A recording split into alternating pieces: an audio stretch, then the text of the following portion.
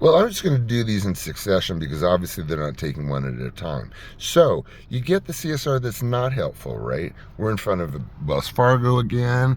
See, we're here to flip them off because they are a corporation that we do not are not fond of, like most, because they are owned by conglomerate investment firms, all of them, Bank of America, Wells Fargo, whatever. This may go into a second segment because I am not like redoing these videos. These are going to go 1, 2, 3. So if it doesn't work with the CSR, they're going to want you to, or you're going to want to go to a supervisor. Supervisors, useless, no.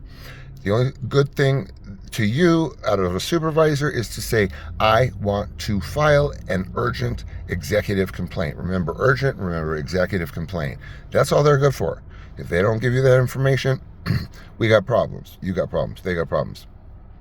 They will tell you, I will give you to management. Management. No management. You want upper management or executive management. Those are the only two things that are going to take you seriously, right? Upper management. So you just go through management, you get yourself to upper management. Upper management may indeed resolve your problem for you. It's kind of easy to do, upper management. If you are not getting through to upper management, then you have to go through hoops. Because upper management now is not fixing your problem. They're supposed to be very responsive at that level because why? These places hate public relations nightmares. They hate it. More than losing money, they hate it. So you have to be polite, always. Civilized, always. Better them, diplomatic, always, but firm and with an objective that you are going to get. Upper management.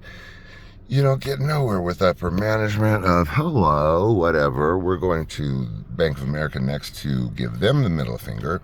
So now you have to go, all this now, upper management is not working, right? So now you have to go back off, sit down at a table and go, now I have to get friggin' emails on the right people because this is going nowhere. Sometimes it will go upper management, fix your problem. Good CSR, fix your problem. Supervisors, forget it. Management level, forget it. Upper management, CSR, your only hope. You get to upper management, they're not now solving your problems. It's huge. Like in Bank of America, I had a wire transfer and they bungled one digit.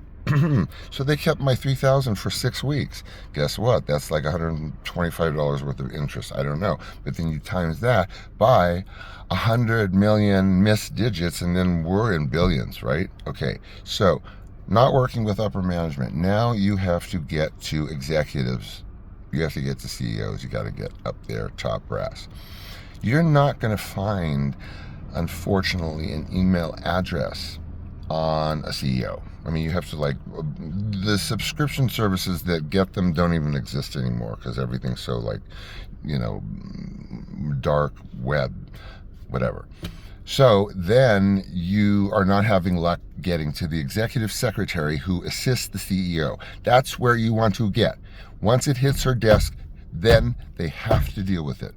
Because they know at that point it is a potential public relations nightmare. They don't want that. They'll give you $5,000. They don't care. They don't want that.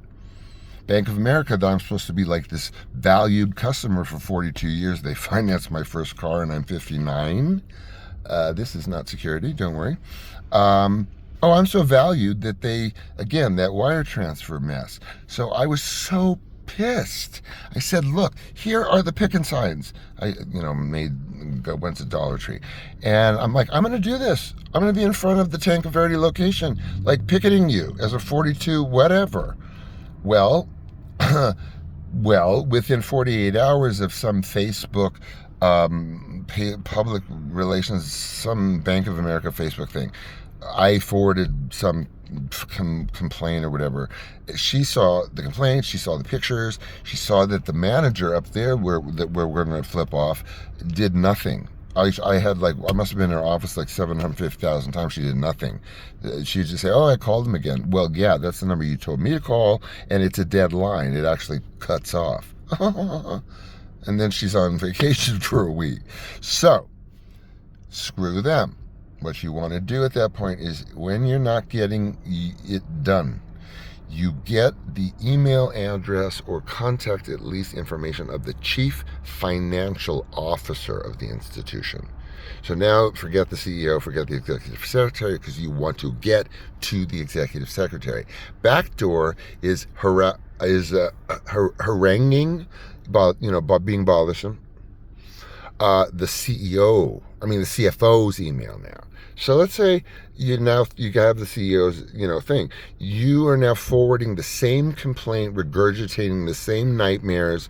You're sick. They have thousands of your dollars, whatever your problem is. Blah blah blah blah. Right? And so the CFO now gets on his desk. Once it hits that, it's like, oh God, man, I just got to forward it over to Scott. He's the CEO, and get this off my desk because this is going to turn into a nightmare. So, blah. You don't get a response, say, from the CFO. Okay. So he doesn't call back. He doesn't, respond. So then you give a polite reminder. Cut to the chase. You make it clear that if they are going to be unresponsive, polite, civilized, everything but firm with an objective, because you want that done, then you will politely remind them, I don't know, start of business day, lunchtime, close of business day for like maybe every day that's a business day, at making it easier on them so that they don't have to remember to call you back. Now you so far have thrown water all over their transformers, short-circuited customer service reps. Then you've like wiped out supervisors and management, and then you've rustled the curtains of upper management, and now so you're like creating this kind of like fiery paper trail. Then you're at the CFO, and then God forbid he doesn't reply, which he will, or what he'll do is forward it to the executive secretary of the CEO. And that's where you want to be, is at that level. Because once it hits that dude or that lady's desk, who's the executive secretary, you're gold, because they have to deal with you now. They have to. Don't ask me why, but once you get there, you may get the $12,000 debt that I got taken off with enough complaining, and oh my God, now you're sick and you've been spending all this time and you don't have this, that, and the other, and then woo, poof. So let's give our first middle finger to the bank that owns my house. Flipping off you and flipping off you. There's no one in the line, so no one thinks that we flipped them off. Now let's hurry over so that, wow, man. Whoa, we're record time. Excuse me, I'm right here. I'm putting on my seatbelt like a nice, safe citizen. We're going to make record time, man. My son's going to be so stoked. Okay. So, here I am again. We're cool. I drive manual, so it looks funny. So now we're at the CFO's level. And CFO is now being cooperative, right? So, which is exactly where you want everything. If they're not being responsive, which they never are, and they're out more now than ever to make you disappear. Making you disappear equals money, literally. So don't disappear. Call them, like, not threatening. Don't be threatening. You gotta one up them. I mean, you gotta better them. Well, I think you have to you have to outsmart life, but that's a different story. But better them, own it. They're tiresome to you, sometimes over the phone in your tone. Why? Because you're smarter than them. You own the situation. They're just an inconvenience to you at that point, because you just have to explain yourself all over again. So they will respond. If you get to that level and you got a CFO forking over emails to his assistant, who's has lunch with Elaine, who's the executive secretary, it's going to get done. It's going to get done. Just do variations on what I have just told you, make it work for you, sort of by that playbook, as it were.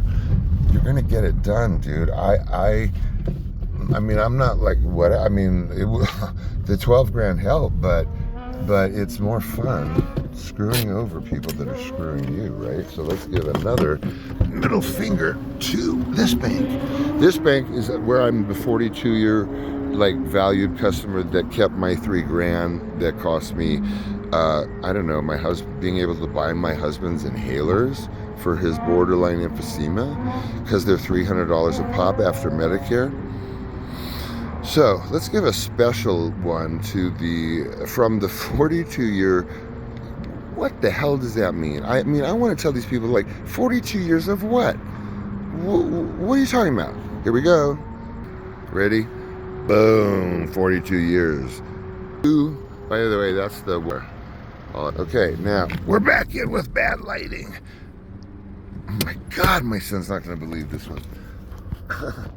I am at literally like 11 minutes. I thought this was going to be like a 25-minute gig. So listen, you got the playbook, right? You know, extrapolate, improvise. But remember what I told you. It is not ever the CSR's fault for anything. If she is rude, it doesn't really matter. I mean, it's offensive, but she has control at that point. Why? They have all 16 different ways from Friday of making your call disappear. They just, you know, you'll go in circles like you always do and get frustrated and then get angry at them, which, you know, gets you nowhere.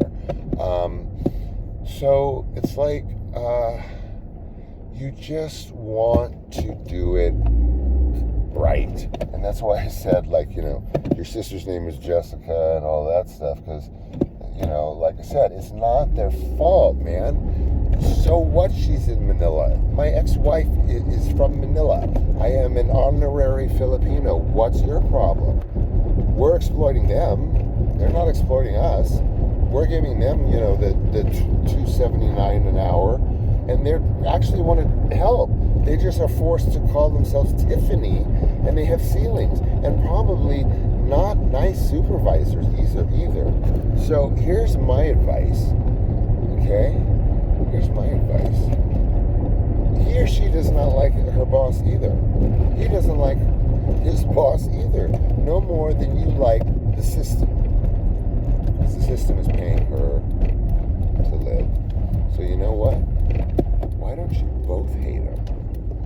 Why don't you get him or her on your side and sort of like kind of really both hate the system together on the sly, and then get what you want. That's kind of the upside of the upside possibility. So I'm at 12 minutes, you guys. Recording will be stopped and saved. Well, I think, let me see. No, it's still going. I think it was because my son was just trying to call me and his name popped up on the screen. So we're good. I know the lighting sucks, but I got a little time with you. I hope that was helpful. We will be doing these random things right now because, like I said, you know, my loft is great. You know, we're able to have our. I hope you know that I know everyone thinks this is so weird that I talk to you like a friend. Somebody will maybe go into my little park over there and sit there and chat. Always going to be in that room. We have like these areas in our house that are, I thought, well, maybe my son's room, but then he's into sparse. So it's just going to look like the loft, and you are not going into my room. No way. That's for me and my cats. So I want to be on location. I want to breathe fresh air. I want to not make this boring. People, like, you know, my dear person to me was like, dude, you got to do this once a week. I mean, you can't be drowning people every day. Well, I'm sorry, guys. Here's the deal. You can't get spontaneity out of me by summarizing the week. That's for Meet the Press. You just get me every day. I'm trying to keep it at 20 minutes, and that's why you're getting me like this, because I just, that's my jam. So, best friend, I don't know. Am I over the top? Am I too much? Maybe. But I got you every night at 11 p.m. for now, and I don't know how to work any of this stuff. I don't have like those circle lights. And so therefore I look 100 years old. And why don't we make this one 15 minutes, because we're at 14 and a half. I love you. I mean, I look forward to these shows, and it's not like I don't have anything better to do, which I don't. But I don't know.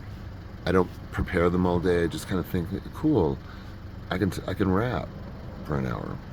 Totally weird. I love you.